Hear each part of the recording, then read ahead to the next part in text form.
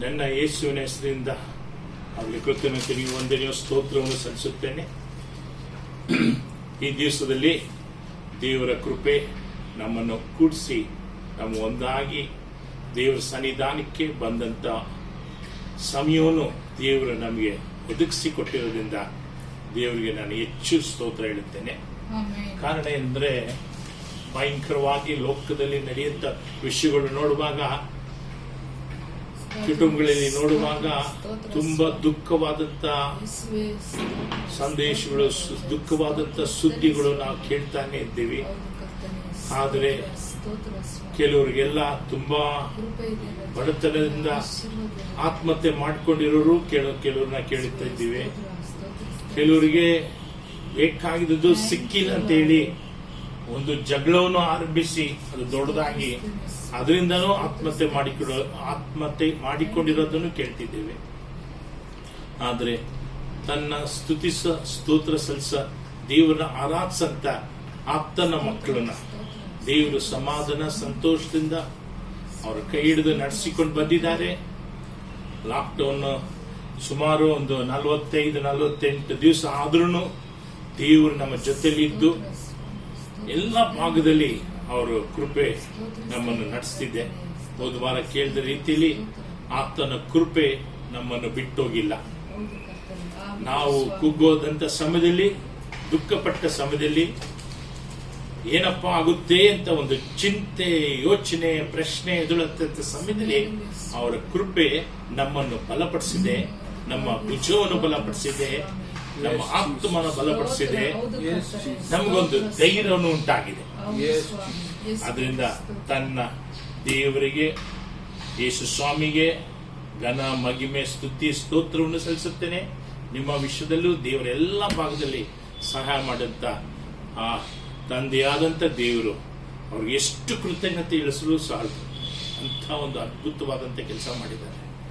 ಆದರೂ ನಾವು ಈ ಕೊರೋನಾ ವೈರಸ್ ಬಂದ ನಂತರ ದೇವರು ನಮಗೆ ಒಂದು ಒಳ್ಳೆಯ ಪಾಠವನ್ನು ಕಲ್ತ್ಕೊಳ್ಳೋ ತರ ದೇವರು ನಮಗೆ ಒಂದು ಕೆಲವು ವಿಷಯಗಳು ತಿಳ್ಕೊಂಡಂಗೆ, ಕೆಲವು ಒಳ್ಳೆ ಕಾರ್ಯಗಳು ನಡೆಯಂಗೆ, ಒಳ್ಳೆ ದೈವಿಕವಾದಂಥ ಕಾರ್ಯಗಳು ನಡೆಯುವಂಥದ್ದು, ದೈವಿಕವಾದಂಥ ವಿಷಯಗಳು ನಡೆದಂಥದ್ದು.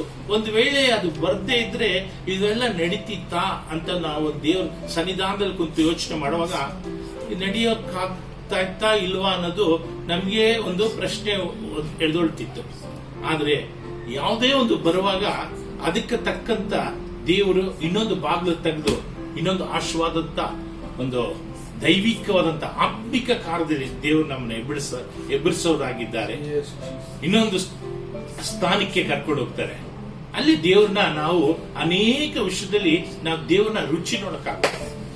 ಅದಕ್ಕೆ ದೇವ್ರ ಮಕ್ಕಳೇ, ಇವತ್ತು ದೇವರ ವಾಕ್ಯಕ್ಕೆ ಹೋಗೋಣ.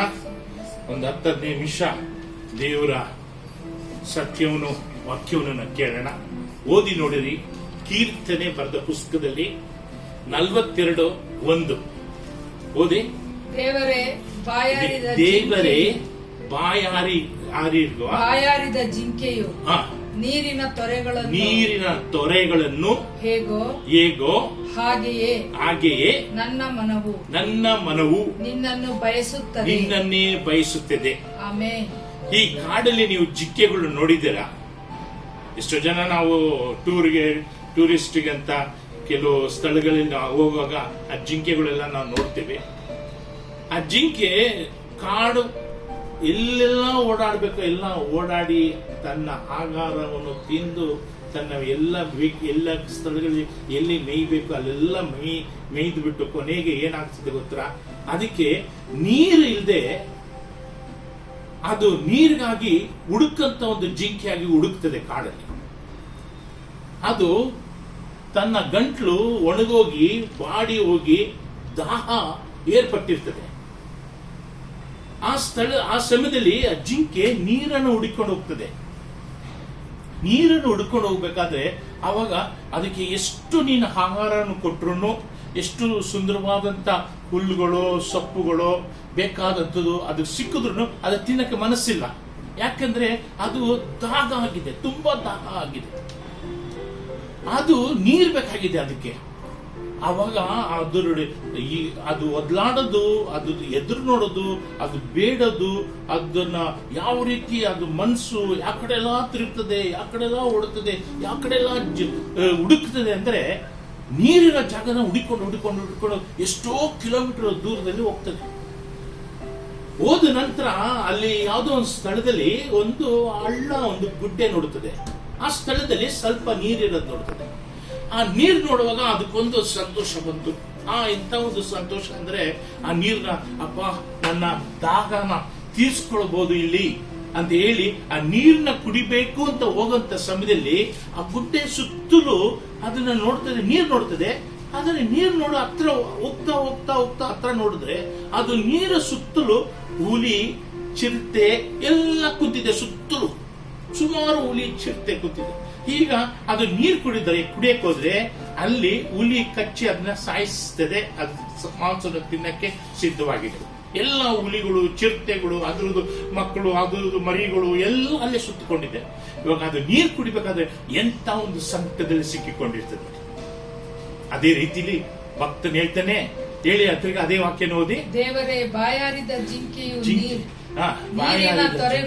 ನೀರಿನ ತೊರೆಗಳನ್ನು ಹುಡುಕೊಂಡು ಹೋಗೋ ರೀತಿಲಿ ಹಾಗೆಯೇ ನನ್ನ ಮನವು ನಿನ್ನನ್ನು ಬಯಸುತ್ತದೆ. ತನ್ನ ಮನವು, ತನ್ನ ಆತ್ಮ ನಿಮ್ಮನ್ನು ಬಯಸುತ್ತದೆ. ಯೇಸುನ ಬಯಸುತ್ತದೆ. ನನ್ನ ಆತ್ಮ ನಿನ್ನನ್ನು ಬಯಸುತ್ತದೆ. ಹೌದು, ಆತನ ಆತ್ಮ ತುಂಬಾ ವಿಶೇಷವಾದಂತ ಸ್ಥಳದಲ್ಲಿ ದೇವರನ್ನ ಇಡುತ್ತಾನೆ. ಏನಂತಾನೆ? ನನ್ನ ಆತ್ಮ ನಿನ್ನ ಬಯಸುತ್ತದೆ ಸ್ವಾಮಿ. ಸಂಕಟದಲ್ಲಿ, ಕಷ್ಟದಲ್ಲಿ, ದುಃಖದಲ್ಲಿ ನೋಡಿ, ನಮ್ಮ ಆತ್ಮ ಅನ್ನೋದು ಎಷ್ಟು ವಿಶೇಷವಾದಂಥದ್ದು ಗೊತ್ತಾ? ಏನಕ್ಕೆ ಈ ಪ್ರಪಂಚದಲ್ಲಿ ಎಷ್ಟೋ ಜ್ಞಾನಿಗಳಿಗೆ ಗೊತ್ತಿಲ್ಲದ ವಿಷಯಗಳು ಓಡ್ತಿದ್ದಾರೆ, ಗೊತ್ತಿಲ್ಲ ಅವ್ರಿಗೆ. ಆತ್ಮ ಅನ್ನೋದು ಎಂತ ಒಂದು ಶ್ರೇಷ್ಠವಾದಂಥದ್ದು, ಎಂತ ಒಂದು ವಿಶೇಷವಾದಂಥದ್ದು. ಈ ಆತ್ಮನೇ ಒಂದು ದೇವರ ಇರಂತ ಒಂದು ಸ್ಥಳದಲ್ಲಿ ಹೋಗಿ ಇಡಕ್ಕೋಸ್ಕರವಾಗಿ ದೇವರು ಈ ಲೋಕದಲ್ಲಿ ಮನುಷ್ಯನ ಅವತಾರವನ್ನು ತಗೊಂಡ್ರು. ಯಾಕೆಂದ್ರೆ ನಮ್ಮ ಆತ್ಮಗಳು ನಷ್ಟಪಟ್ಟು ಹೋಗಬಾರದು ಅಂತ ಹೇಳಿ.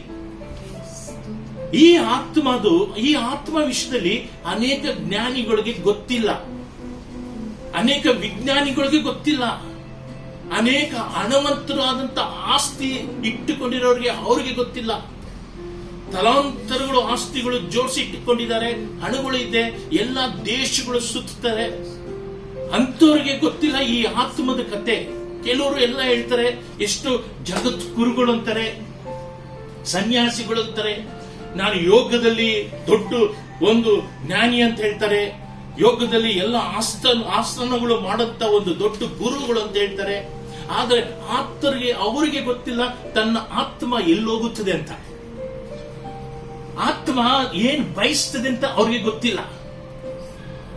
ದೇವ್ರನ್ನ ಬಯಸ್ಬೇಕಾ? ಇಲ್ಲ.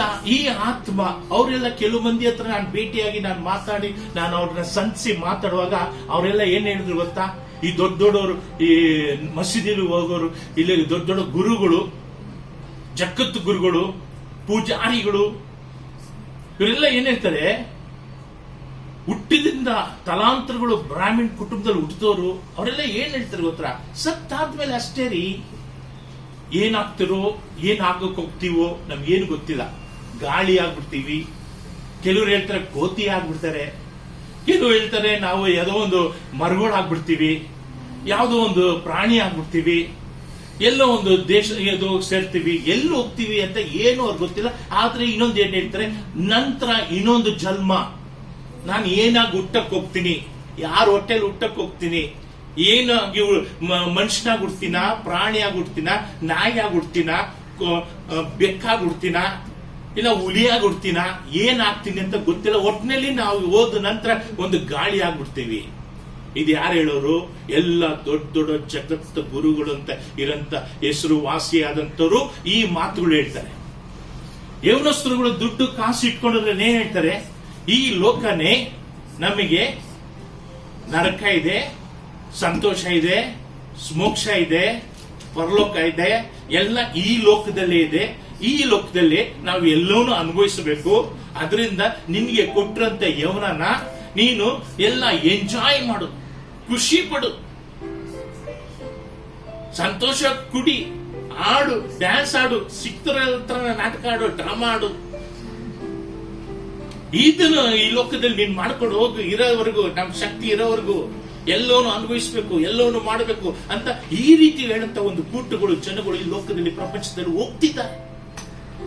ಆದ್ರೆ ದೇವರನ್ನ ತಿಳಿದುಕೊಂಡ ಮಕ್ಕಳು, ದೇವರಿಂದ ಆರಿಸಪಟ್ಟ ಮಕ್ಕಳು, ದೇವರಿಗಾಗಿ ಜೀವಿಸ್ತಾ ಇರೋಂಥ ಮಕ್ಕಳು, ದೇವರಿಗಾಗಿ ಬದುಕ್ತಾ ಇರೋಂಥ ಮಕ್ಕಳು, ದೇವರನ್ನೇ ನೋಡುತ್ತಾ ಇರೋ ಮಕ್ಕಳುಗಳು ಏನ್ ಹೇಳ್ತಾರೆ? ನನ್ನ ಇದು ಓದಮ್ಮ ತಿರ್ಗಾ ಅದೇ ವಾಕ್ಯನ, ನಿನ್ನನ್ನೇ ಬಯಸುತ್ತೇನೆ. ದೇವರೇ, ಬಾಯಾರಿದ ಜಿಂಕೆಯು ನೀರಿನ ತೊರೆಗಳನ್ನು ಹೇಗೋ ಹಾಗೆಯೇ ನನ್ನ ಮನವು ನಿನ್ನನ್ನು ನನ್ನ ಬಯಸುತ್ತದೆ. ಮನವು, ನನ್ನ ಆತ್ಮ ನಿನ್ನನ್ನು ಬಯಸುತ್ತದೆ. ಈ ಬೇರೆ ಏನು ಬಯಸುದಿಲ್ಲ, ಲೋಕವನ್ನು ಬಯಸುದಿಲ್ಲ, ಪಾಪವನ್ನು ಬಯಸುದಿಲ್ಲ, ಲೋಕ ಆಸಪಾಸವನ್ನು ಬಯಸುದಿಲ್ಲ, ಲೋಕವನ್ನೇ ಹೆಸರುವಾಸಿಯನ್ನು ಬಯಸುದಿಲ್ಲ, ಲೋಕದ ಹಣನು ಬಯಸೋದಿಲ್ಲ. ನಾನು ಬಯಸುವುದು ನಿನ್ನನ್ನು ಮಾತ್ರ ಸ್ವಾಮಿ.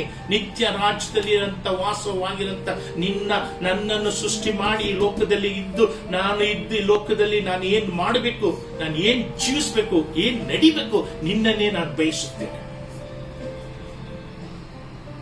ಆತನು ಬಯಸದ ನಾವು ಈ ಲೋಕದಲ್ಲಿ ಯೋಚನೆ ಮಾಡಿ ಮಾಡಂತ ಕಾರ್ಯಗಳಲ್ಲಿ ದೇವರು ನಮ್ಮ ಜೊತೆಲಿರ್ತಾರೆ.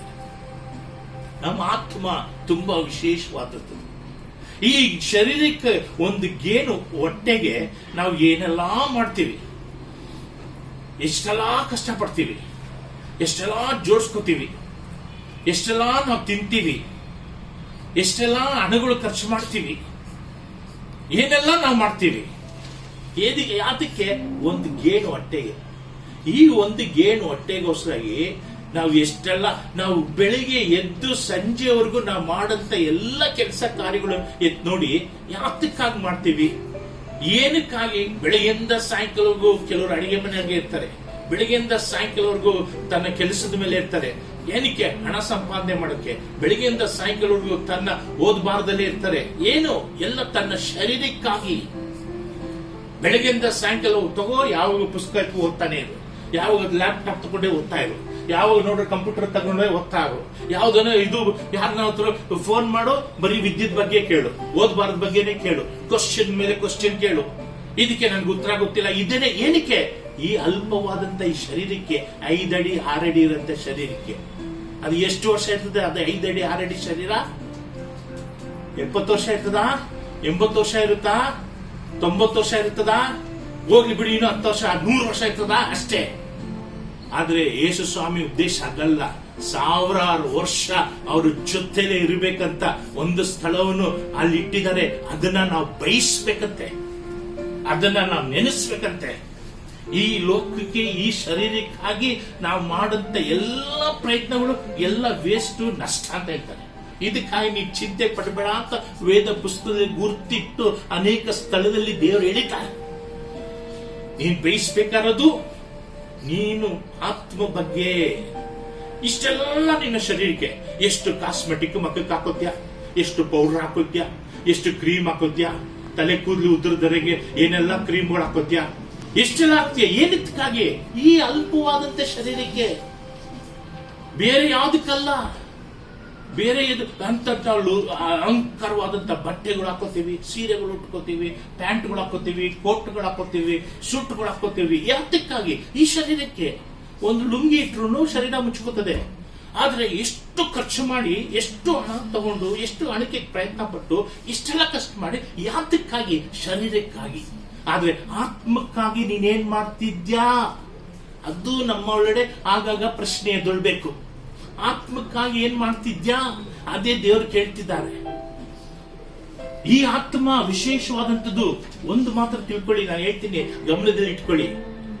ನಿನ್ನ ಶರೀರ ಮೂಳೆ ಚಕ್ರ ಮೂಳೆ ಆಗ್ಬಿಡ್ಲಿ, ನರಗಳು ಹಂಗೆ ಕಾಣ್ಲಿ, ಮೂಳೆಗಳು ಹಂಗೆ ಕಾಣ್ಲಿ, ಆದ್ರೆ ನಿನ್ನ ಆತ್ಮ ಮೂಳೆ ಚಕ್ರ ಆಗ್ಬಾರ್ದು. ಶರೀರಕ್ಕೆ ಏನ್ ಹೇಳ್ತಾರೆ? ಶರೀರಕ್ಕೆ ಏನ್ ತಗೋತಾರೆ? ಬೂಸ್ಟ್ ತಗೋತಾರೆ, ಹಾರ್ಲಿಕ್ಸ್ ತಗೋತಾರೆ. ಏನಕ್ಕೆ?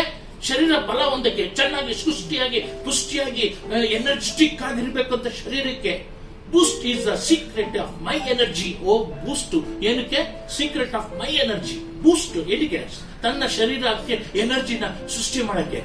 ಎಲ್ಲಿ ಆತ್ಮದ ಎನರ್ಜಿ ಏನ್ ಮಾಡ್ತೀರಾ? ಆತ್ಮನ ಎನರ್ಜಿ ಹೆಂಗೆ ಉತ್ಪತ್ತಿ ಮಾಡ್ತೀರಾ? ಅದನ್ನ ಯಾವ ರೀತಿ? ಒಂದು ಮಾತ್ರ ಹೇಳ್ತೀನಿ ಕೇಳಿರಿ.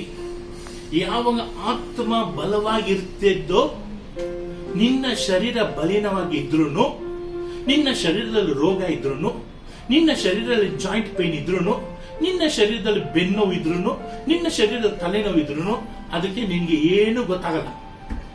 ಯಾಕಂದ್ರೆ ನಿನ್ನ ಆತ್ಮ ಬಲವಾಗಿದೆ.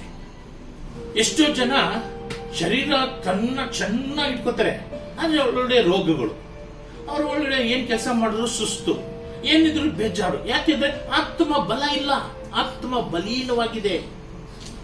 ಈ ಆತ್ಮ ಬಲ ಆಗಿದ್ರೆ ಶರೀರಕ್ಕೆ ಏನ್ ಬಂದ್ರು ತಡ್ಕೋತದೆ ಅಂತೆ. ಆದ್ರೆ ಆತ್ಮ ಬಲೀನ ಆಗ್ಬಿಟ್ಟು ಶರೀರ ಎಷ್ಟೇ ಸ್ಟ್ರಾಂಗ್ ಆಗಿ ಗರಡಿಲಿ ಕುಸ್ತಿ ಮಾಡಂತ ಗರಡಿ ಪೈಲ್ವಾನ್ ತರ ಇದ್ರು, ಇಲ್ಲ ವೆಸ್ಲಿಂಗ್ ಮಾಡಿದ್ರು, ಇಲ್ಲ ಬೆಳಗ್ಗೆಯಿಂದ ಸಾಯಂಕಾಲ ಜಿಮ್ ಅಲ್ಲಿ ಕೆಲಸ ಮಾಡಿದ್ರು, ಅವನು ಅಷ್ಟೇ ಟ್ರಿಮ್ ಆಗಿ 6 ಪ್ಯಾಕ್ಸ್ ಹೊಟ್ಟೆ ಇಟ್ಕೊಂಡ್ರು, ಅವನು ಎಷ್ಟೇ ಸ್ಟ್ರಾಂಗ್ ಆಗಿ ಶೋಲ್ಡರ್ಸ್ ಕೂಡ ಎಷ್ಟೇ ಸ್ಟ್ರಾಂಗ್ ಆಗಿ ಇಟ್ಕೊಂಡ್ರು, ಆತ್ಮ ಬಲ ಇಲ್ಲ ಅಂದ್ರೆ ಅವನು ಒಂದೇ ಒಂದು ಜ್ವರಕ್ಕೆ ಹಂಗೆ ಸುಸ್ತಾಗಿ ಬಿದ್ದೋಗ್ತಾನೆ, ಒಂದೇ ಒಂದು ತಲೆನೋವು ಹಂಗೆ ಬಿದ್ದೋಗ್ತಾನೆ. ದೇವ್ರ ಮಕ್ಕಳೇ, ಇಟ್ಕೊಳ್ಳಿ, ಆತ್ಮ ತುಂಬಾ ಮುಖ್ಯವಾದಂಥದ್ದು. ಈ ಆತ್ಮ ಇದೇ ತರ ಒಬ್ಬ ಮನುಷ್ಯ ಶರೀರದಿಂದ ಆಚೆ ಬರ್ತಾನೆ. ನಾನು ಮಾತಾಡ್ತಾ ಇದ್ದಂತ ಜಾನ್ ಪ್ರಕಾಶ್ ಈಚೆ ಬರ್ತಾನೆ, ಇದೇ ತರ ಇರ್ತಾನೆ ಮನುಷ್ಯ. ಆದ್ರೆ ಈ ಶರೀರ ಮಣ್ಣಿಗೆ ಹೋಗುತ್ತೆ, ಮಣ್ಣಿಂದ ಸೃಷ್ಟಿಯಾಗಿದ್ದು ಮಣ್ಣಿಗೆ ಹೋಗ್ಸಿರುತ್ತೆ. ಇದೇ ಮನುಷ್ಯ ಹೊರಗಡೆ ಬರ್ತಾನೆ.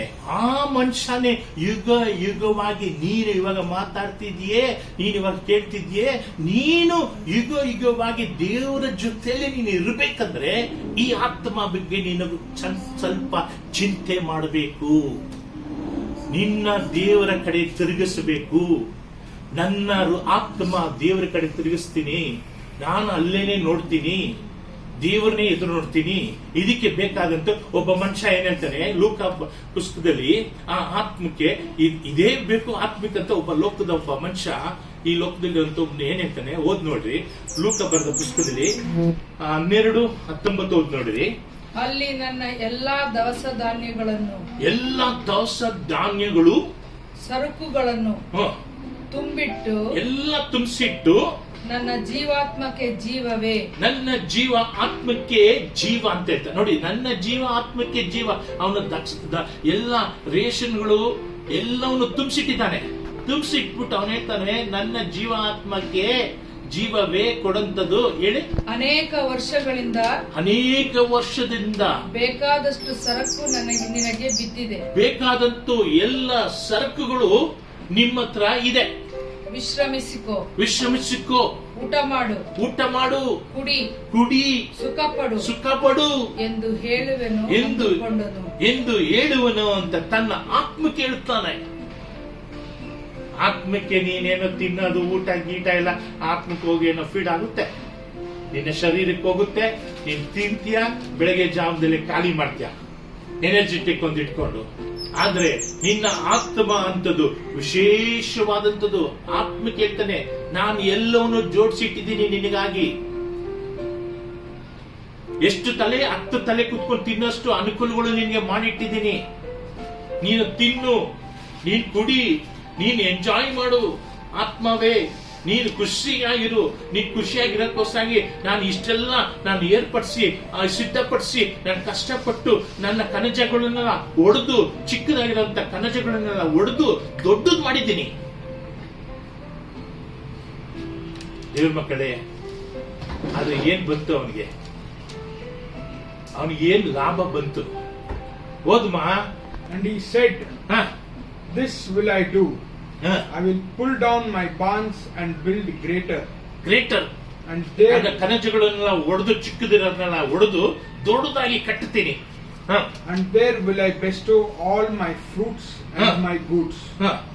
And I will say to my soul, ನೋಡಿ, thou hast ಅದು ನನ್ನ ಆತ್ಮಕ್ಕೆ ನಾನು ನೀಡುತ್ತೇನೆ ಎಲ್ಲವನ್ನೂ ಗೂಡ್ಸ್ಗಳನ್ನ he is going to So all my ಇಲ್ಲ, sins 19 have many goods laid up for many years.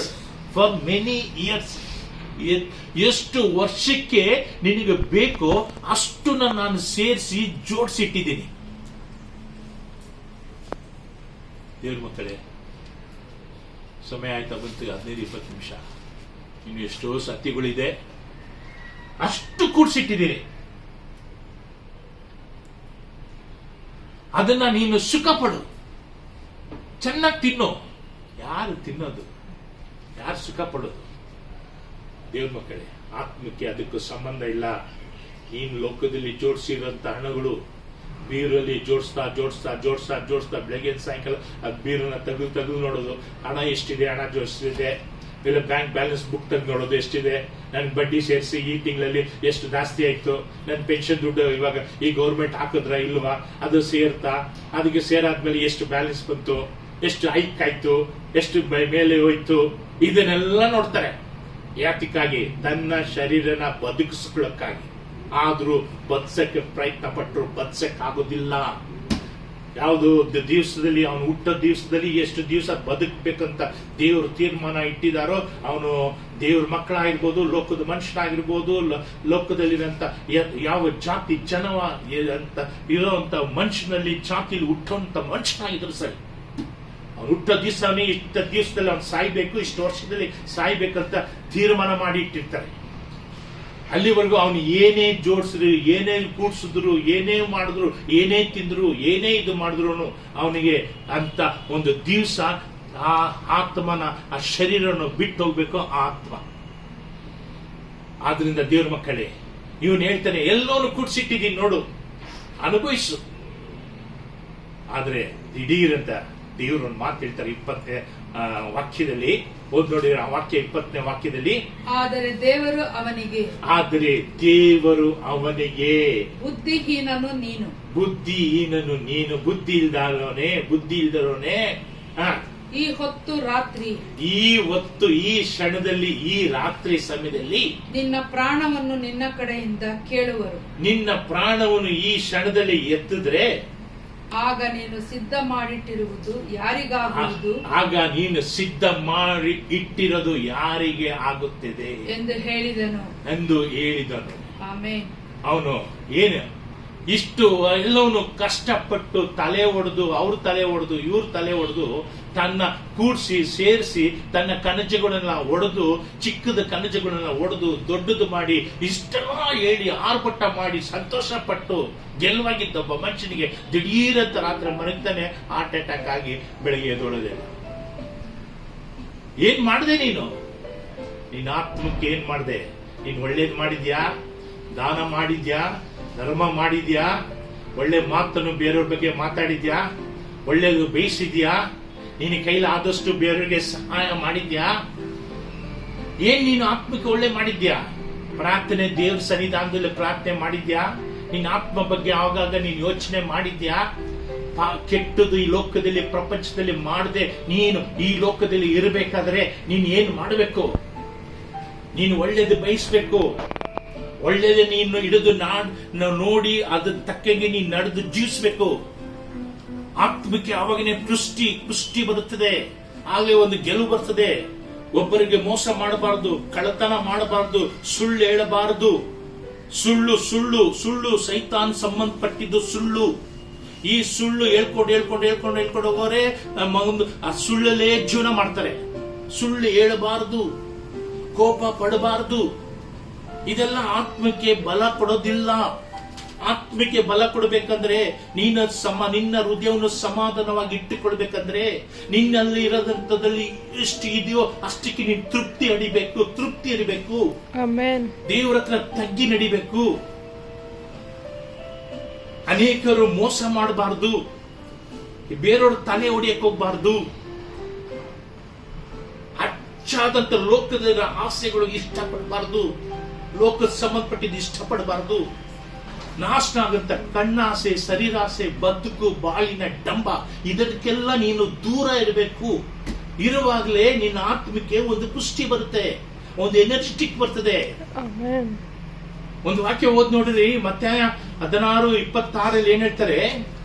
ಒಬ್ಬ ಮನುಷ್ಯನು ಲೋಕದಲ್ಲಿ ಈ ಒಬ್ಬ ಮನುಷ್ಯನು ಲೋಕದಲ್ಲಿ ಸಂಪಾದಿಸಿದ್ದು ಪ್ರಾಣ ನಷ್ಟಪಟ್ಟರೆ ಅವನಿಗೆ ಪ್ರಯೋಜನವೇನು? ಏನು ಪ್ರಯೋಜನ? ಲೋಕದಲ್ಲಿ ಎಷ್ಟೇ ಸಂಪಾದನೆ ಮಾಡಿದ್ರು ಹೌದಮ್ಮ? 16:26 ಮತ್ತಾಯ. For what is a man profited if he shall gain the whole world? ಅವನು ಇಡೀ ಲೋಕನೇ ಗೆದ್ರೆ, ಇಡೀ ಲೋಕನೇ ಅವನು ಸಂಪಾದನೆ ಮಾಡಿದ್ರು, ಇಡೀ ಲೋಕನೇ ಅವ್ನು ಸ್ವಂತ ಮಾಡ್ಕೊಂಡ್ರು. ಇಡೀ ಲೋಕನೇ ಇರ್ತಾರೆ. ಯಾವ ಮನುಷ್ಯರುಗಳು ಇಡೀ ಲೋಕನ ಸ್ವಂತ ಮಾಡ್ಕೊಳಕ್ ಆಗೋದಿಲ್ಲ. ಇಡೀ ಲೋಕನೇ ಅವ್ನು ಸ್ವಂತ ಪಡಿಸ್ಕೊಂಡ್ರು lose his own soul. ಅವನು ಸ್ವಂತ ಅವನ ಆತ್ಮ ಅವನು ಕಳ್ಕೊಂಡ್ರೆ on what shall a man give in exchange? ಏನು ಅವನ ಮನುಷ್ಯ ಏನು ಅವನು ಹೊಂದಿಕೊಡುತ್ತಾನೆ? ಏನು ಅದಕ್ಕೆ ಸರಿಸಮ ಅವನು ಈಡು ಮಾಡಿಸಕ್ಕೆ ಸಾಧ್ಯ? ಅವನಿಗೆ ಸಾಧ್ಯ ಇಲ್ಲ. ದೇವರನ್ನ ನೆನೆಸು, ದೇವರನ್ನೇ ಬಯಸು, ದೇವರಿಗಾಗಿ ಜೀವಿಸು, ದೇವರಿಗಾಗಿ ನಡಿ, ದೇವರನ್ನೇ ನೆನೆಸು, ದೇವರಿಗಾಗಿ ಸ್ವಲ್ಪ ಸಮಯವನ್ನು ಪ್ರಾರ್ಥನೆಯಲ್ಲಿ ನೀನು ಕುಂತು ಪ್ರಾರ್ಥನೆ ಮಾಡು. ನಿನ್ನ ದಾನ ಧರ್ಮ ಸ್ವಲ್ಪದಲ್ಲಿ ಇಟ್ಕೋ. ದಾನ ಧರ್ಮ ಮಾಡ್ತೀನಿ ಅಂದ್ಬಿಟ್ಟು ಬೇರೆಯವ್ರ ತಲೆ ಹೊಡೆದ್ಬಿಟ್ಟು ನೀನ್ ದಾನ ಧರ್ಮ ಮಾಡ್ಬೇಡ. ಯಾರೋ ಕೊಡೋದನ್ನ ಬಂದು ನೀನ್ ದಾನ ಧರ್ಮ ಮಾಡ್ಬೇಡ. ನಿನ್ನ ಕೈಲಿ ಎಷ್ಟಾಗುತ್ತದೆ? ಅಯ್ಯೋ ಯಾರೋ ನನ್ಗೆ 10 ಲಕ್ಷ ಯಾರೋ ಬೇರೆಯವ್ರು ಅವ್ರು ದಾನ ಮಾಡ್ತಾರೆ ಅಂತ ನೀನೊಂದು 11 ಲಕ್ಷ ದಾನ ಮಾಡಕ್ ಹೋಗ್ಬೇಡ. ಅದೆಲ್ಲ ದೇವ್ರು ಇಷ್ಟಪಡೋದಿಲ್ಲ. ದೇವ್ರು ನಿನ್ನ ಕೈಲಿ ಎಷ್ಟಾಗುತ್ತೆ? 10 ರೂಪಾಯಿ ದಾನ ಮಾಡಕ್ಕಾಗುತ್ತಾ? ನಿನ್ ಕೈಲಿರೋದು ಅದು ಮಾತ್ರ ಪಡಿಸು. ಬೇರೆಯವ್ರಿಗೆ ಹತ್ರ ಹೊಡೆದು, ಬೇರೆಯವ್ರ ಹತ್ರ ಸುಳ್ಳು ತಕೊಂಡು, ಬೇರೆಯವ್ರ ತಲೆ ಹೊಡೆದು ನೀನ್ ತಗೊಂಡು ಅದನ್ನ ದಾನ ಮಾಡಿಸೋದ್ರೆ ಅದು ದಾನ ಇಲ್ಲ. ಅದು ಯಾವ ಕಾರಣಕ್ಕೂ ನೀನ್ ದೇವರಿಗೆ ಉಪಯೋಗ ಪಡೋದಿಲ್ಲ, ದೇವ್ರ ಸನ್ನಿಧಾನಕ್ಕೆ ಹೋಗೋದಿಲ್ಲ, ನಿನ್ನ ಆತ್ಮಕ್ಕೆ ಪುಷ್ಟಿವಾದಂತ ಆಹಾರವನ್ನು ನೀನ್ ಕೊಡೋದಿಲ್ಲ. ನಿನ್ನ ಆತ್ಮ ಗೆಲುವಾಗಿರ್ಬೇಕಾ? ನಿನ್ನ ಆತ್ಮ ಸ್ಟ್ರಾಂಗ್ ಆಗಿರ್ಬೇಕಾ? ನಿನ್ನ ಆತ್ಮ ಬಲವಾಗಿರ್ಬೇಕಾ? ನಿನ್ನ ಆತ್ಮ ಯಾವಾಗೂ ಶಕ್ತಿ ತಕ್ಷಣ ದೇವರ ಹತ್ರ ಸನ್ನಿಧಾನಕ್ಕೆ ಹೋಗ್ಬೇಕಾ? ನೀನ್ ಯಾವಾಗೂ ನಿನ್ನ ಎನರ್ಜಿ ನಿನ್ನ ಆತ್ಮಿಗೆ ಕ್ರಿಯೇಟ್ ಮಾಡ್ಬೇಕಾ? ಕೀರ್ತನೆ 103:2 ಏನ್ ಮಾಡ್ಬೇಕು? ಅವ್ರು ಮಾಡಿದಂತ ಉಪಕಾರಗಳು ನೆನೆಸಿ ದೇವರಿಗೆ ಸ್ತೋತ್ರ ಹೇಳ್ಬೇಕು. ಆ ಭಕ್ತ ಆ ರೀತಿ ಮಾಡ್ತಿದ್ದ. ನೀನ್ ಹಳೆಯದು ನೆನೆಸು. ದೇವ್ರು ನಿನಗೆ ಎಂಥ ಅಂತ ಸ್ಥಾನದಲ್ಲಿ ನಿನ್ನನ್ನ ತಪ್ಪಿಸಿಕೊಂಡು ಬಂದಿದ್ದಾರೆ. ಹೋದ್ ನೋಡಿ, ನನ್ನ ಮನವೇ ಯೆಹೋವನನ್ನು ಕೊಂಡಾಡು. ನನ್ನ ಮನವೇ ಯೆಹೋವನನ್ನು ಕೊಂಡಾಡು. ಆತನ ಉಪಕಾರಗಳಲ್ಲಿ ಒಂದನ್ನು ಮರೆಯಬೇಡ. ಅವರ ಆತನ ಉಪಕಾರಗಳಲ್ಲಿ ಒಂದನ್ನು ನೀನು ಮರಿಬೇಡ. ಎಷ್ಟು ಮರೆತೋಗಿದ್ಯಾ? ಜ್ಞಾಪಕದಲ್ಲಿಟ್ಟುಕೋ, ನೆನೆಸು. ಎಷ್ಟು ಅವರು ಉಪಕಾರ ಮಾಡಿದ್ದಾರೆ. ನೀನು ಎಷ್ಟು ಕಷ್ಟಪಟ್ಟು ನಿನ್ನ ಸಾಕಿ, ನಿನ್ನ ಬೆಳೆಸಿ, ನಿನ್ನ ನಿಲ್ಲಿಸಿ ಒಂದು ಮನುಷ್ಯನಾಗಿ, ಒಂದು ಭಕ್ತನಾದಂತ ಮನುಷ್ಯನಾಗಿ ಮಾಡಿದ್ದಾರೆ. ನಿನಗೆ ವಿದ್ಯೆ ಕೊಟ್ಟಿದ್ದಾರೆ. 10 ಜನ ನಿನ್ನ ನೋಡಿ ಮರ್ಯಾದೆ ಕೊಟ್ಟಿದ್ದಾರೆ. ಮಾಡಿದಂತ ಉಪಕಾರ ಯಾರು? ನಿನ್ನ ಪ್ರಯತ್ನ ಅಲ್ಲ, ನಿನ್ನ ಶಕ್ತಿ ಅಲ್ಲ, ನಿನ್ನ ಜ್ಞಾನ ಅಲ್ಲ, ನಿನ್ನ ಬುದ್ಧಿ ಇಲ್ಲ, ನಿನ್ನ ಹಣಕಾಸಲ್ಲ, ನಿಮ್ಮ ಅಪ್ಪ ಸಂಪಾದನೆ ಮಾಡಿ ನೀನು ಓದಿಸದ ಅಲ್ಲ. ದೇವರು ಕೊಟ್ಟಂತ ಒಂದು ಜ್ಞಾನ ಅದು. ಎಷ್ಟೋ ಮಕ್ಕಳುಗಳು, ತಂದೆ ತಾಯಿಗಳು ದೊಡ್ಡ ಲಕ್ಷಾಂತರ ರೂಪಾಯಿ ಖರ್ಚು ಮಾಡಿ ವಿದ್ಯಾಭ್ಯಾಸಕ್ಕಾಗಿ ಹಣವನ್ನು ಖರ್ಚು ಮಾಡಿ ಕಳಿಸ್ತಾರೆ. ಆದ್ರೆ ಹೋಗ್ತಾ ಇರೋವನೇ ಮಗ ಆಕ್ಸಿಡೆಂಟ್ ಅಲ್ಲಿ ಸತ್ತೋಗ್ತಾನೆ. ಕೆಲವರು ಹೋಗ್ತಾ ಇರೋವನೇ ರೋಡಲ್ಲಿ ಆಕ್ಸಿಡೆಂಟ್ ಆಗಿ ಕಾಲು ಮುರ್ಕೊಂಡು ಆಸ್ಪತ್ರೆಯಲ್ಲಿ ತಿಂಗಳಗಟ್ಟಲೆ ಮಲಗ್ತಾರೆ. ಯಾರು ಇದೆಲ್ಲ ಮಾಡದೆ ಇಲ್ಲಿವರೆಗೂ ನೀವು ಜೀವದಿಂದ ಬಲದಿಂದ ಇದ್ದಾರೆ, ಇಡಿಸ್ಕೊಂಡಿದ್ದಾರೆ. ಇದು ಯೇಸು. ದೇವರು ನಿಮ್ಮ ಜೊತೆಲಿದ್ದು, ದೇವರು ನಿಮ್ಮ ಜೊತೆಲಿದ್ದು ಇವೆಲ್ಲ ಇಷ್ಟು ಕಾರ್ಯಗಳು, ಅದ್ಭುತಗಳು ಮಾಡಿದ್ದಾರೆ. ಅದಕ್ಕೆ ಅವ್ರು ಹೇಳ್ತಾರೆ, ಓದಿ ಇನ್ನೊಂದ್ಸತಿ ಅದು ವಾಕ್ಯನು, ನನ್ನ ಮನವೇ ಕೊಂಡಾಡು, ನನ್ನ ಮನವೇ ದೇವನೇ ಕೊಂಡಾಡು, ಆತನ ಉಪಕಾರಗಳಲ್ಲಿ ಒಂದನ್ನು ಮರೆಯಬೇಡ. ಆತನ ಉಪಕಾರಗಳಲ್ಲಿ ಒಂದು ನೀನು ಮರಿಬೇಡ. ನೀನು ಬಾ. ಆತನ Bless the Lord, O my soul, and forget not oh my all soul, his benefits. oh my soul. ಇಲ್ಲ, ನಾನು ಹೇಳ್ತಾರಲ್ಲ, ಒಂದು oh my soul, and forget not all his benefits. ನೀ ಯಾವುದಕ್ಕೂ you don't forget about all he done his benefits. ಏನೆಲ್ಲ ನಿನಗಾಗಿ ಒಳ್ಳೇದು ಮಾಡಿದ್ದಾರೆ, ನಿನಗೆ ಚೆನ್ನಾಗಿ ಬಾಳಿಸಿದ್ದಾರೆ. ಇದನ್ನು ನೆನೆಸು. ನೀನ್ ನೆನೆಸಿ ದೇವ್ರ ಸ್ತೋತ್ರ ಹೇಳುವಾಗ ನಿನ್ನ ಆತ್ಮಿಕವಾದಂತ ಮನುಷ್ಯನಿಗೆ ಎನರ್ಜಿಟಿಕ್ ಬರ್ತದೆ, ಎಕ್ಸ್ಟ್ರಾ ಎನರ್ಜಿ ಬರ್ತದೆ. ಬೂಸ್ಟ್ ಕುಡಿದ್ರೆ ನಿನ್ ಶರೀರಕ್ಕೆ ಎನರ್ಜಿ ಹೆಂಗ್ ಬರ್ತದೋ ಅದಕ್ಕಿಂತ ಡಬಲ್ ಎನರ್ಜಿ ನಿನ್ನ ಆತ್ಮಕ್ಕೆ ಬರ್ತದೆ. ಆತ್ಮ ಬಲವಾಗಿದ್ರೆ ಈ ಲೋಕದಲ್ಲಿ ಶರೀರ ಏನು ನೀನು ಮೂಳೆ ಚಕ್ರವಾಗಿದ್ರು ನೀ ಎಷ್ಟೋ ಕಾರ್ಯಗಳನ್ನು ಸಾಧಿಸಬಹುದು. ನನ್ನ ಆತ್ಮ ಬಲವಾಗಿದ್ದೆ, ಅದರಿಂದ ನಾನು ಇನ್ನೂ ಯೌವನವಾಗಿದ್ದೀನಿ. ನನ್ನ ಆತ್ಮ ಪುಷ್ಟಿಯಾಗಿದೆ, ಅದಕ್ಕೆ ನನ್ನ ಶರೀರಕ್ಕೆ ವಯಸ್ಸೇ ಆಗಿಲ್ಲ. ಯಾರು ಹೇಳೋದು? ಜನಗಳು ನೋಡಿ ಹೇಳ್ತಾರೆ, ನಿನ್ನ ಆತ್ಮ ಬಲವಾಗಿರೋದ್ರಿಂದ ನಿನ್ನ ಶರೀರಕ್ಕೆ ವಯಸ್ಸೇ ಆಗಿಲ್ಲ. ಇಷ್ಟು ವರ್ಷ ಆದ್ರೂ ನೀನು ಇಷ್ಟು ವಯಸ್ಸು ಅಂತಾನೇನೆ ಗೊತ್ತಾಗಲ್ಲ. ಯಾತಕ್ಕೆ? ನಿನ್ನ ಆತ್ಮ ಬಲವಾಗಿರೋದ್ರಿಂದ. ದೇವರು ಮಾಡಂತ ಉಪಕಾರಗಳು, ಇದೇ ದಾವೀದ ಅರಸನು ದೇವರು ಮಾಡಂತ ಉಪಕಾರಗಳು ಒಂದೊಂದು ನೆನೆಸ್ತಿದ್ದ. ಅವನು ಎಲ್ಲಿ ಕುರಿ ಕಾಯ್ತಿದ್ದನೋ, ಎಲ್ಲಿ ಕುರಿ ಕಾಯ್ತಾ ತನ್ನ ಮನೆಯಲ್ಲಿರುವಂತ ಎಲ್ಲ ಅಣದಿರು, ತಂದೆ ತಾಯಿ ಎಲ್ರು ಅವನ ಓಡಿಸಿ ಕಾಡಿಗೆ ಓಡಿಸ್ತಿದ್ರು. ಅವನು ಯಾವುದಕ್ಕೂ ಲೆಕ್ಕಕ್ಕಿಲ್ಲದೆ ಇಟ್ಟಿದ್ರು. ಅವನ ದೇವರ ಆರಿಸಿ ರಾಜನ ಅರಸನಾಗಿ ಮಾಡಿ ಅವನು ಎಂಥ ಒಂದು ಅದ್ಭುತ ಕೆಲಸ ಮಾಡುವಾಗ ಅವನು ಹಳೇದು ಮರೆತಿಲ್ಲ. ದೇವರು ನನಗೆ ಮಾಡಂತ ಉಪಕಾರಗಳು ದಿವಸ ನೆನೆಸ್ತಿದ್ದ. ಆ ಕೆಲಸ ನೀನು ಮಾಡ್ತಿದ್ಯಾ? ದಿವಸ ನೆನೆಸ್ಬೇಕು. ನೀನು ಒಂದು ದಿನ ನೆನೆಸ್ಬಿಟ್ಟು ಅಲ್ಲೇಲೂಯಾ ಸ್ತೋತ್ರ ಸ್ತೋತ್ರ ಸ್ತೋತ್ರ ಸ್ತೋತ್ರ ಸ್ತೋತ್ರ ಸ್ತೋತ್ರ ಸ್ತೋತ್ರ ಸ್ತೋತ್ರ ಸ್ತೋತ್ರ ಅಂದ್ಬಿಟ್ಟು ಮುಗಿಸ್ಬಿಡೋದಲ್ಲ. ನೆನೆಸೋದು ದಿವಸ ಬೆಳಗ್ಗೆ ಎದ್ದ ತಕ್ಷಣ ದೇವರು ನನ್ನ ರಾತ್ರಿ ನನ್ನ ಕಾಪಾಡಿದ್ರು, ನೆನ್ನೆ ಬೆಳಿಗ್ಗೆ ಕಾಪಾಡಿದ್ರು, ಇವತ್ತು ಬೆಳಿಗ್ಗೆ ಕಾಪಾಡಿದ್ರು, ಇವತ್ತರೆಗೂ ಕಾಪಾಡ್ತಿದ್ದಾರೆ. ನಾನು ಎಂತ ಒಂದು ಕಾಲದಲ್ಲಿ ಹೆಂಗಿದ್ದೆ, ನಾನು ಯಾವ ರೀತಿ ಇದ್ದೆ, ನಾನು ಕೆಸರಲ್ಲಿ ಬಿದ್ದಿದ್ದೆ, ಕಚ್ಚಡ ಗೋಣಿಚೀಲದಲ್ಲಿ ಬಿದ್ದಿದ್ದೆ, ಕಸದ ತೊಟ್ಟಿ ಹತ್ರ ಬಿದ್ದಿದ್ದೆ, ಏನಕ್ಕೆ ಬೆಳೆದಂತ ನಾಟ ಹೊಡಿದಂತ ಇನ್ನು ಜಾತಿಗಳಲ್ಲಿ ಮಧ್ಯದಲ್ಲಿ ಬಿದ್ದಿದ್ದೆ. ಏನಕ್ಕೂ ದೇವರು ಬೆಳಕು ಗೊತ್ತಿಲ್ಲದೆ, ರಕ್ಷಣೆ ಗೊತ್ತಿಲ್ಲದೆ, ಯಾವ ಸ್ಥಳದಲ್ಲಿ ಹೆಂಗ್ ಬಿದ್ದಿದ್ದೆ. ಆಗಿನ ಕಾಲದಲ್ಲಿ ನನ್ನನ್ನು ಗಮನಿಸೋರು, ನೋಡೋರು, ಪ್ರೀತಿ ಮಾಡೋರು ಒಬ್ರು ಇಲ್ಲದೆ ಇದ್ರು. ಇವತ್ತಿನ ದಿವಸ ನನ್ನನ್ನು ಎಷ್ಟು ಜನ ಪ್ರೀತಿ ಮಾಡ್ತಿದ್ದಾರೆ. ಇದನ್ನ ನೀನ್ ನೆನೆಸಿ ನೆನೆಸಿ ನೆನೆಸಿ ಸ್ತೋತ್ರ ಹೇಳು. ನಿನ್ನ ಆತ್ಮ ದಿವಸಕ್ಕೆ ದಿವಸ ಬಲ ಬಲ ಬಲ ಬಲ ಬಲ ಬಲವಾಗ್ತದೆ. ಸುಮ್ಮನೆ ಜಪದಿಂದ ದೇವರೇ ನನ್ನ ಬಲಪಡಿಸು ಅನ್ನೋದಲ್ಲ. ಇದೆಲ್ಲ ನಿನ್ನ ಜೀವಿತದಲ್ಲಿ ಇರಬೇಕು. ನಿನ್ನ ಆತ್ಮ ಬಲವಾಗಿದ್ದು ದೇವರ ರಾಜ್ಯಕ್ಕೆ ಹೋಗುವಂತ ದಿವಸವರೆಗೂ ಇದನ್ನೆಲ್ಲ ನೀನ್ ನೆನೆಸಿ ದೇವರನ್ನ ಮುಂದೆ ತಂದು ನಿಲ್ಲಿಸು. ಸ್ವಾಮಿ, ಇಷ್ಟೆಲ್ಲ ಉಪಕಾರ ನಡೆದಿರೋದಕ್ಕೆ ಕಾರಣ ನೀನು ಸ್ವಾಮಿ, ನಾನಲ್ಲ. ನೆನೆಸು. ದೇವ್ರು ನೋಡು ಮಾಡುತ್ತಾ ಬುದ್ಧಿ ಸಮಯ ಆಗಬೇಕು. ನನ್ನ ಶ್ರಮಿಸಿ. ಇನ್ನು ಎಷ್ಟೋ ವಾಕ್ಯಗಳಿದ್ದಾವೆ. ಆತ್ಮಕ್ಕೆ ಎಷ್ಟು ದೃಷ್ಟಿವಾದಂತ ಬಲ. ಇದಕ್ಕೆ ಮೇಲೆ ತಮಿಳಲ್ಲಿ ಮಾತಾಡಕ್ ಹೋಗ್ತೀನಿ. ಅದರೊಳಗೆ ಏನ್ ದೇವ್ರು ಮಾತಾಡಕ್ ಹೋಗ್ತಾರೆ ಗೊತ್ತಿಲ್ಲ. ನೋಡೋಣ, ದೇವ್ರಿಗೆ ಬಿಟ್ಟಿದ್ದೀನಿ. ಈಗ ಕಣ್ಣುಗಳು ಮುಚ್ಚಿ ಒಂದು ಚಿಕ್ಕ ಪ್ರಾರ್ಥನೆ ಮಾಡೋಣ. ಸಮಯ ಆಗೋಯ್ತು, ಸಾರಿ, ಏನು ಮಾಡೋಕ್ಕಾಗಲ್ಲ. ಅಲ್ಲಿ ನನ್ನ ಶೂಟಿಂಗ್ ತೆಗೀತಾರವರು, ಅವ್ರು ನನಗೆ ವಾರ್ನಿಂಗ್ ಕೊಡ್ತಿದ್ದಾರೆ. 20 ನಿಮಿಷ ಆಯ್ತು, 30 ನಿಮಿಷ ಆಯ್ತು ಅಂತ. ಅದರಿಂದ ಟೈಮ್ ಆಯ್ತು. ಅದಕ್ಕೆ ಎಲ್ಲ ಕಣ್ಗಳು ಮುಚ್ಚಿ ನಾವು ಪ್ರಾರ್ಥನೆ ಮಾಡೋಣ. ಓಕೆ, ಕಣ್ಗಳು ಮುಚ್ಚಿ ದೇವರಿಗೆ ಸ್ತೋತ್ರ ಮಾಡೋಣ. ಈ ವಿಡಿಯೋ ನೋಡ್ತಿರೋರು ಎಲ್ಲರೂ ದೇವರಿಗೆ ಸ್ತೋತ್ರ ಹೇಳಿ. ದೇವರು ನಿಮ್ಗೆ ಎಂತ ಉಪಕಾರ ಕೊಟ್ಟಿದ್ದಾರೆ, ಉಪಕಾರದ ಅಂತ ಕೆಲಸಗಳು ಮಾಡಿದ್ದಾರೆ. ದೇವರು ನಿಮ್ಗೆ ಎಷ್ಟು ಜೀವ ಬಲದಿಂದ ಎತ್ತಿ ನಿಲ್ಲಿಸಿದ್ದಾನೆ. ಪ್ರಪಂಚದಲ್ಲಿ ಒಂದು ನಿಮಿಷ ನೀವು ಕಣ್ಗಳು ಮುಚ್ಚಿ ಧ್ಯಾನ ಮಾಡಿ ನೋಡಿ.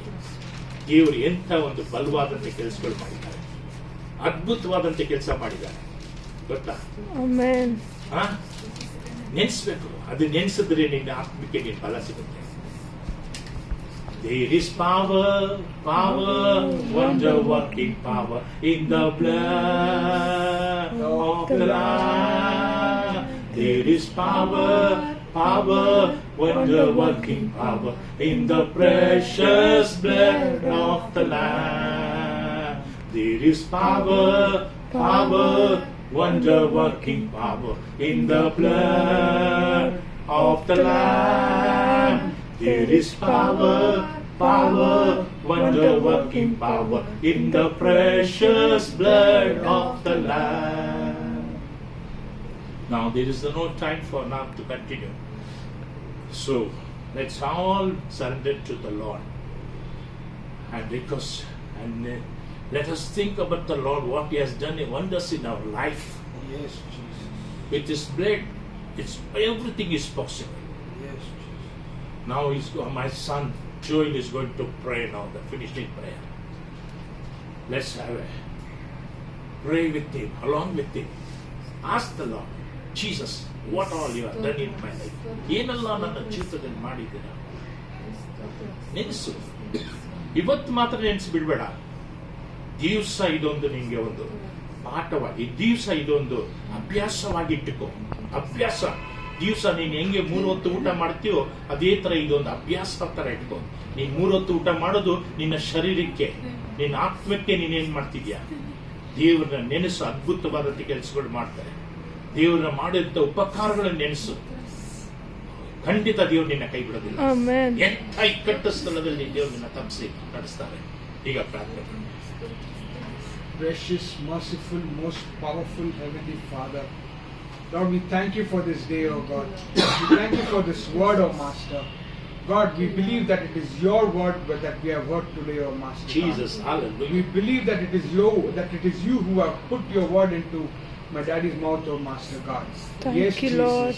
God, thank you for the word, O Thank Master. Thank you, God, Lord. we receive it with open hearts, O Master. Yes, Thank you, Master. Lord. God, Thank God, you, you have taught Jesus. us and you have taught us to Thank teach you, us. Lord. And you have Thank taught us you, to learn Jesus. how to count our blessings, O Master. Yes. Thank you, God, Lord. teach us more to count our blessings, O Yes, God. Master. The Amen. favors that you have done in our life is immense Yes, and Jesus. immeasurable, O Master. Amen. It's uncountable, O God. We just cannot think about the favors that you have done in our life. O God. Hallelujah. God, we always go behind the sorrows. God, we always go behind the problems. We always go behind the obstacles that we face in our life, oh God.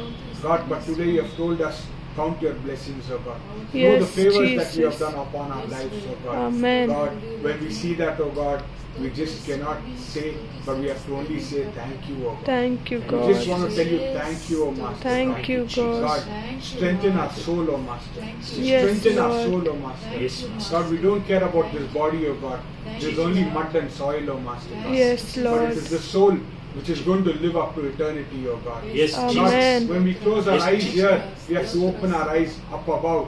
And Yes. we have to see you, oh Master. Yes, Yes, Master. God, Lord. when we open our eyes up above, we have to see you, oh Master. Yes, God, Master. that is when our life on this earth is fulfilled, oh God. Yes, God, that Jesus. is when our life on this earth is fulfilled, oh God. Yes, Jesus. God, not only our soul, oh God, Yes, we should Master. see, oh God, that many souls are Amen. benefited to your kingdom, oh Amen. God. Amen. That is the main motive that you have Jesus. sent us today, oh God. Yes, Jesus. God, that is the main motive that you have sent us to this earth, oh God. Yes, Jesus. God, you have not sent us to become great, you have not sent us to become rich, you have not sent us to become powerful, oh Master. No, You have not Jesus. sent us to become famous, oh God. No, You have not sir. sent us to become popular, oh Master. Jesus. But you have sent us to benefit your kingdom, oh God. Yes, Jesus. Yes, Jesus. God, we want you to be a vessel of your kingdom, oh God. Yes, Jesus. We want you to be an Amen. instrument of your Jesus. worship, oh Master. Hallelujah. Yes, Jesus. We want to be a huge tool Yes. to your weapon, oh Jesus. Master. Yes, Yes, we Jesus. should be a great motive Jesus. in bringing more people to you, oh Master. Yes, Jesus. Amen. Yes, Jesus. Yes, Jesus. Yes, Jesus. And all that should only glorify and magnify Yes. your name Yes. alone, oh Yes. Master. Hallelujah. Nothing else, oh God.